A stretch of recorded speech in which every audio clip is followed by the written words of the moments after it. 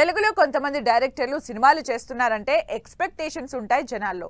ఆ ఎక్స్‌పెక్టేషన్స్ ని రీచ్ అవ్వాలన్నా, సాలిడ్ సక్సెస్ కొట్టాలన్నా గ్యారంటీగా టైం కావాల్సి ఉంటుంది.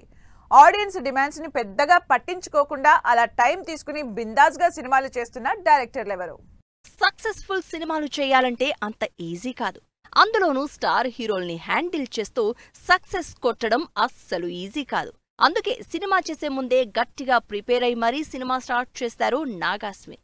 కెరియర్ స్టార్ట్ చేసిన 10 ఏళ్లకి జస్ట్ 3 అంటే 3 సినిమాలు చేశారంటే ఒక్కో సినిమాకి ఎంత టైం తీసుకున్నారో అర్థం చేసుకోవచ్చు.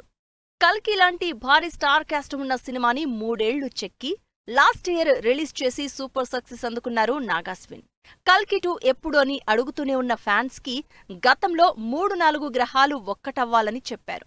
లేటెస్ట్ గా 3-4 కాదు 7-8 గ్రహాలు ఏకం కావాలంటూ పెద్ద న్యూసే చెప్పారు. దీన్ని బట్టి చూస్తే కల్కి 2 ఇప్పుడప్పుడే మొదలవ్వదని తెలుస్తోంది.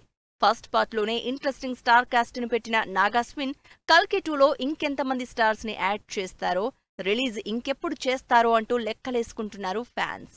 సినిమాని చెక్కుతూనే ఉన్న మరో డైరెక్టర్ శేఖర్ కమ్ముల. నిజానికి శేఖర్ కమ్ముల ధనుష్, నాగార్జున, రష్మిక లీడ్ రోల్స్ లో కుబేరా సినిమాని 3 ఏళ్ల క్రితం మొదలుపెట్టారు. ఈ సినిమా అనే కాదు, తనకు కావాల్సిన క్వాలిటీ కంటెంట్ కోసం శేఖర్ కమ్ముల ఎంత టైం అయినా తీసుకుంటారు. అలాగే కుబేరా మూవీని చాలా కాలం నుంచి షూట్ చేస్తున్నారు. శేఖర్ కమ్ముల అంటే emotions, realistic incidents, sensitive issues expect చేస్తారు ఫ్యాన్స్. అందుకే టైం పట్టినా పెద్దగా పట్టించుకోకుండా కుబేరాని కంటిన్యూ చేస్తున్నారు. ఎన్టీఆర్ తో దేవరా 2 సినిమా కోసం కొరటాల కూడా ఫుల్ గా టైం తీసుకుంటున్నారు.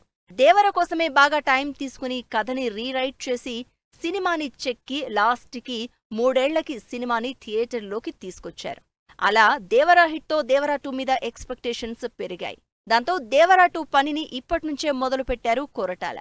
ప్రీ ప్రొడక్షన్ పనుల్ని మొదలుపెట్టిన కొరటాల ఎన్టీఆర్, ప్రశాంత్ నీల్ సినిమా కంప్లీట్ అయ్యాక నెక్స్ట్ ఇయర్ షూట్ స్టార్ట్ చేస్తారు. చిన్న సినిమాతోనే బిగ్గెస్ట్ హిట్ కొట్టిన ప్రశాంత్ వర్మ సినిమాల విషయంలో టైం తీసుకుంటున్నాడు. హనుమాన్ తో హ్యూజ్ హిట్ కొట్టిన ప్రశాంత్ జై హనుమాన్కి ఇంకా డీటెయిల్డ్ గా వర్క్ చేస్తున్నాడు.